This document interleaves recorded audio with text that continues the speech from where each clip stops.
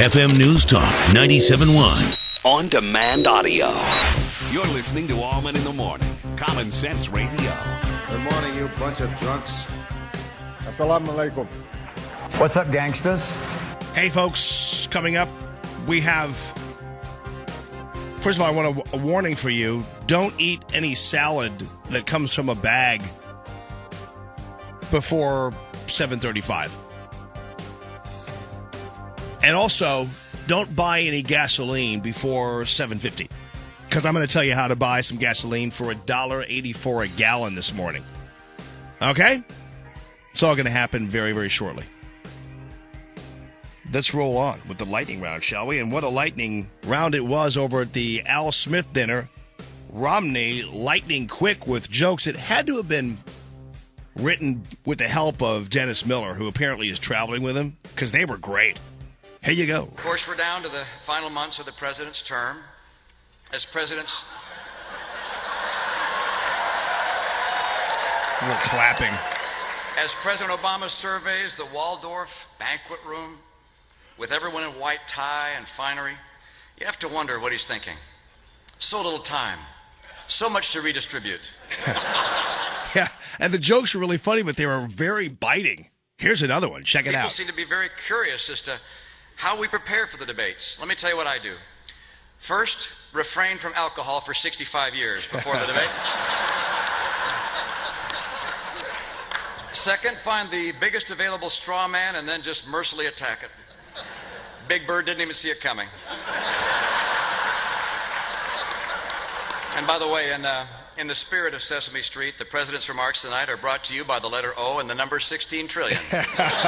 That's good stuff right there. And then he made a crack about Bill Clinton. Check this out. President Obama and I are each very lucky to have one person who's always in our corner, someone who we can lean on, and someone who's a comforting presence without whom we wouldn't be able to go another day.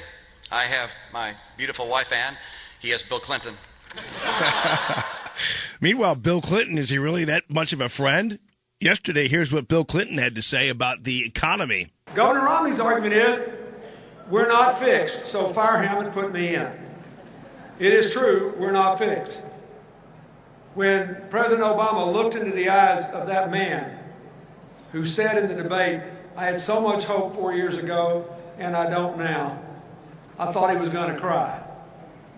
Because he knows that it's not fixed. The halo is above his head. Yeah, so essentially Bill Clinton saying Romney's absolutely right when he says the economy isn't fixed. I thought Obama's line is that it actually has been fixed, or it's on its way at least. Well, that's not obviously the case. Back to Obama at the Al Smith dinner. Here's another zinger from Barack Obama. That's okay. I'm still making the most of my time in the city. Earlier today, I went shopping at some stores in Midtown. I understand Governor Romney went shopping for some stores in Midtown.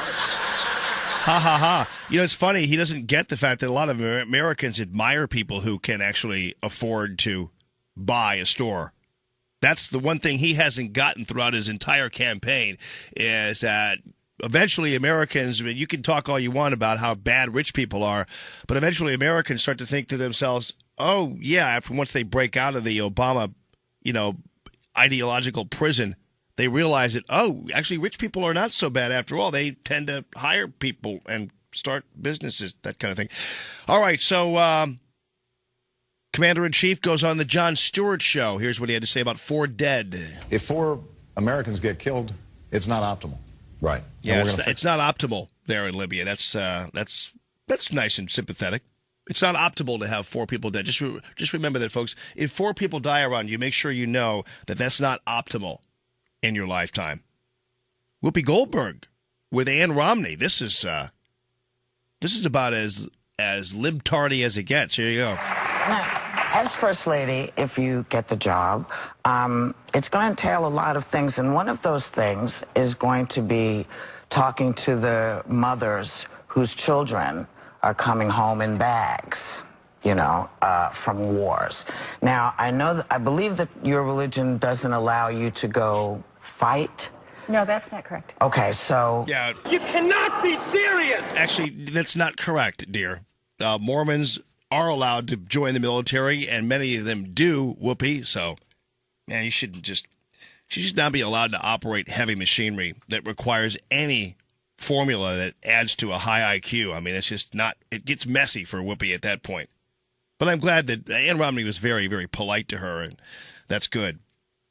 Michael Eric Dyson, this is a new one. He appears on Ed Schultz's show. Here's what he has to say about Mitt Romney's appearance and comportment at the debate on Tuesday. This is white male privilege run amok. This is a man who hovers over the president as if he's overseeing him, as he, he actually articulates his words. He refuses to sit down. He invades his space. He tries to commandeer the public space. He tries to disrespect Candy Crowley, and he continually repeats his lines and answers his own questions. So, yeah, that is a consistent pattern of bullying, and now tag, you're it. Yeah, well, and I talked about tag Romney, but I guess so everything would be okay about Romney's performance on Tuesday night if his opponent in the debate were white.